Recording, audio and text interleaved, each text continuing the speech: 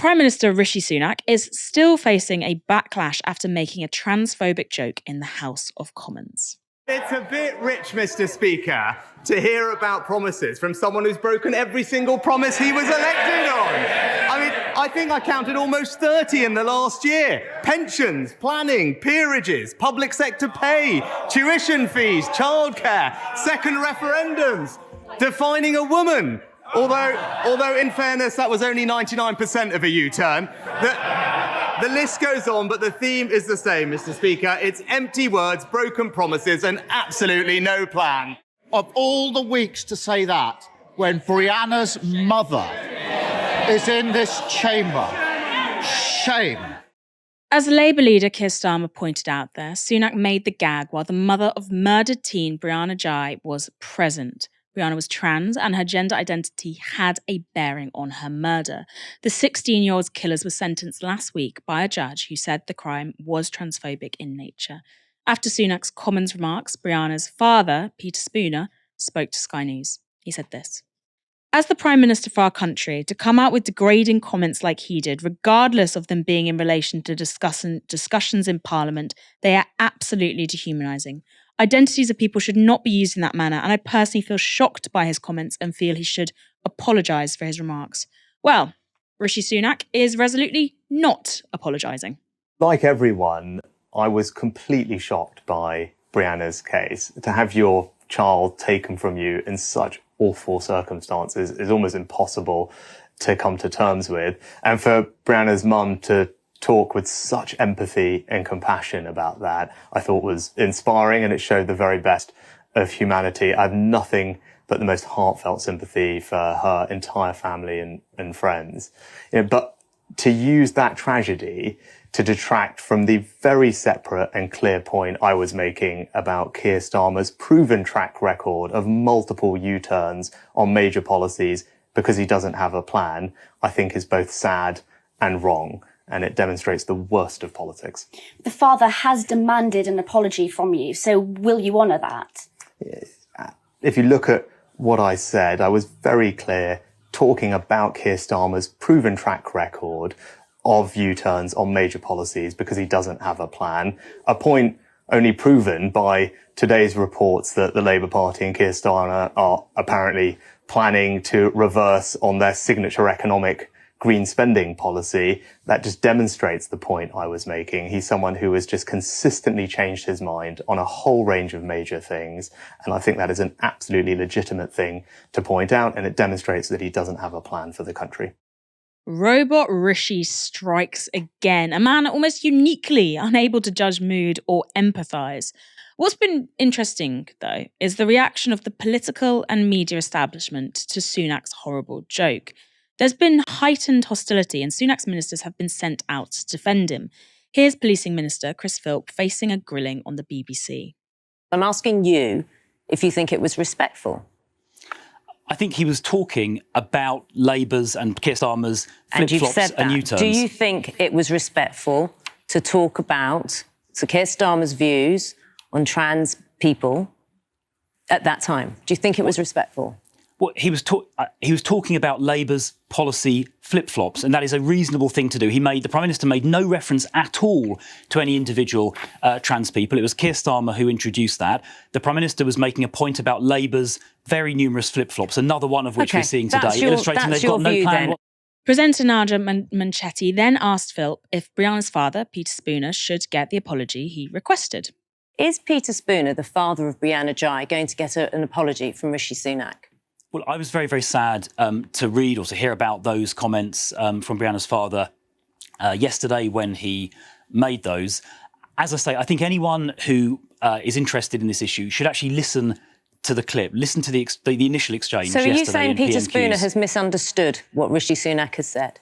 Look, I've got every respect for, obviously, the views and feelings of a bereaved father. Do you think he deserves an apology? Look, I think if you just people should listen to the clip, form their own view. He has listened to the clip. I cannot imagine that the father of a child who was murdered a year ago this Sunday has not listened to that clip. And I think it's quite disingenuous for you to suggest he hasn't. He's asked for an apology. Do you think he'll get one? Whoa. I did not for a second suggest that. I'm saying that people who want to form a view... But my question to you was about whether Peter Spooner would get an apology, not about people listening to the clip. OK. Look, I've already said repeatedly that the Prime Minister made no reference to any individual in his remarks yesterday. Sunak has also been criticised from both sides of the Commons. Several Tory MPs have condemned the jibe, and even Commons leader Penny Mordaunt obliquely rebuked Sunak in the chamber today. The Prime Minister is a good and caring man. I'm sure that he has reflected on things, and I understand he will say something later today, or perhaps even during this session. Mordaunt's comments were a few hours before Sunak did not apologise. But I want to play you a clip that I found particularly emblematic of the media response to Sunak's comments. And this is from one of the most listened to podcasts in the UK, not just political podcasts, most listened to podcasts full stop. And if you haven't heard of it, it's called The Newsagents. And it's hosted by 3 former BBC political journalists, Emily Maitlis, Lewis Goodall and John Sopel.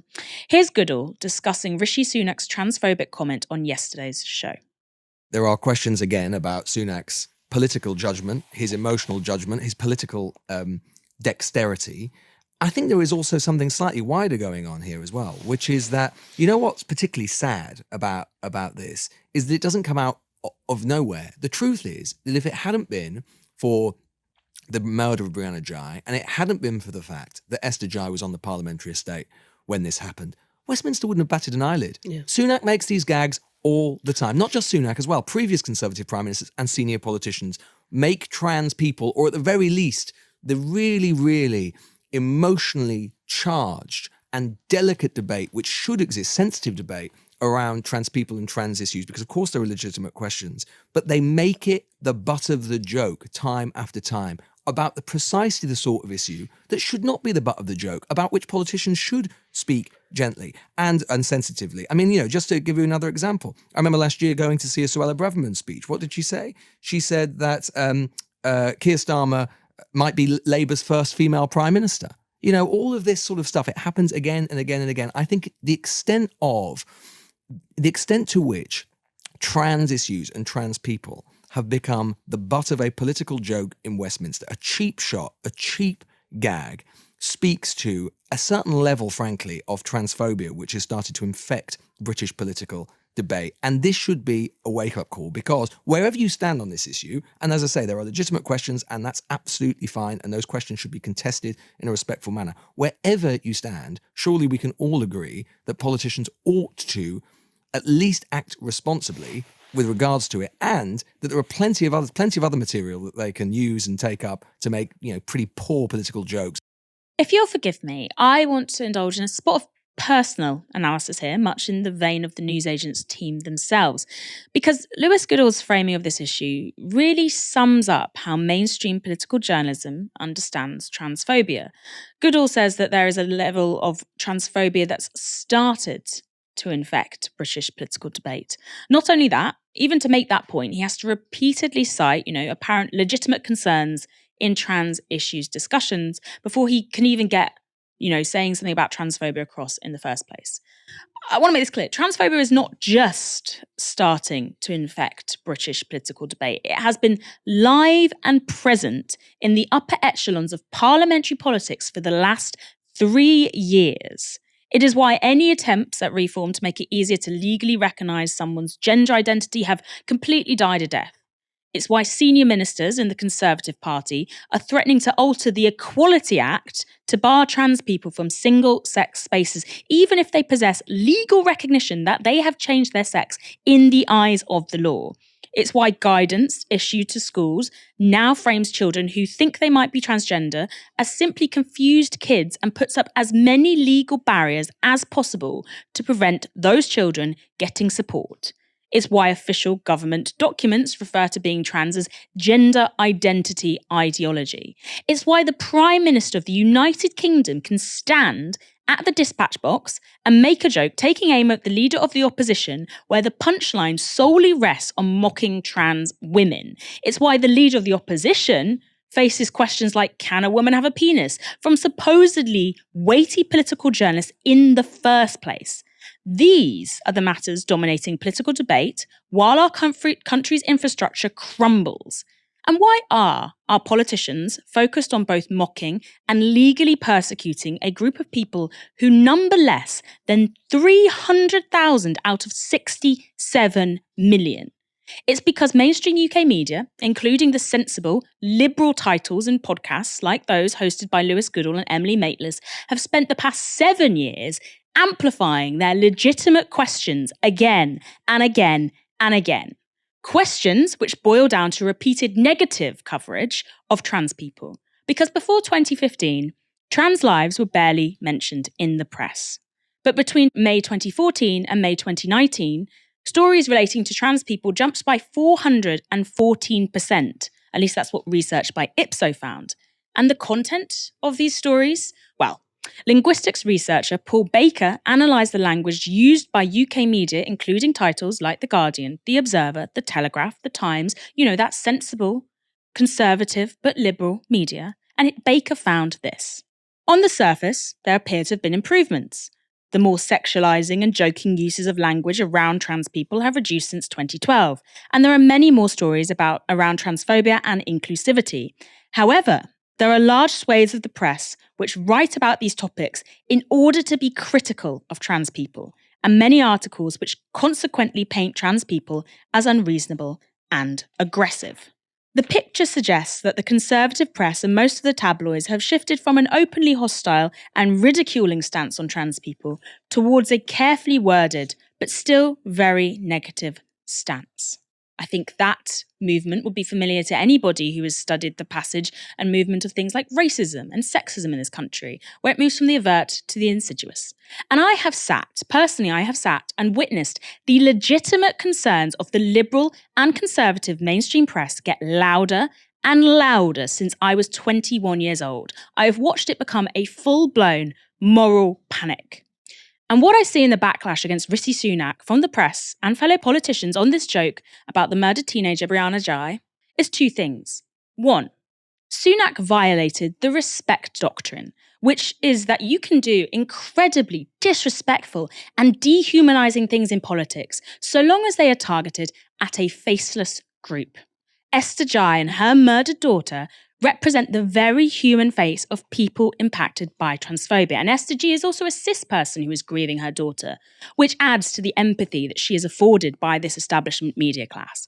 And two, the second thing that is in that backlash to Rishi Sunak is that in 2017, I just want to go back there, in 2017, then Prime Minister Theresa May addressed the audience of an LGBTQ award ceremony. And she said this: "We, as in we the Conservative Party, are determined to eradicate homophobic and transphobic bullying.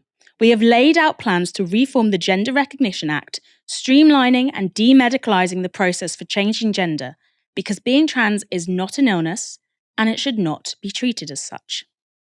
Can you imagine Keir Starmer or Rishi Sunak promising what Theresa May did, or saying, rightly, that being trans is not an illness and should not be treated as such? No.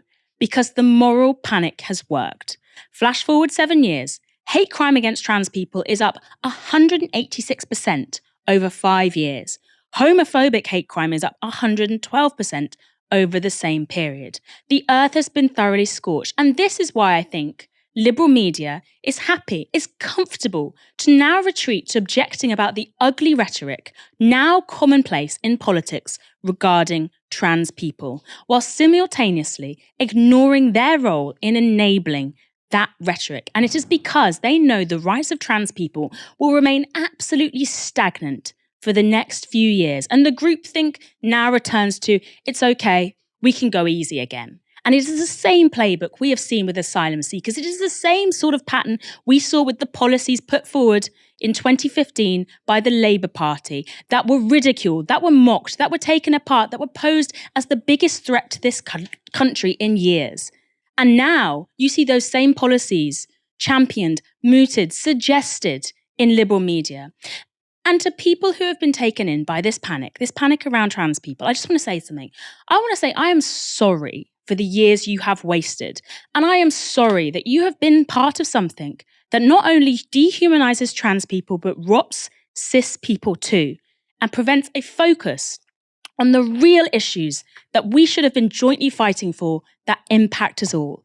And that's all I want to say there.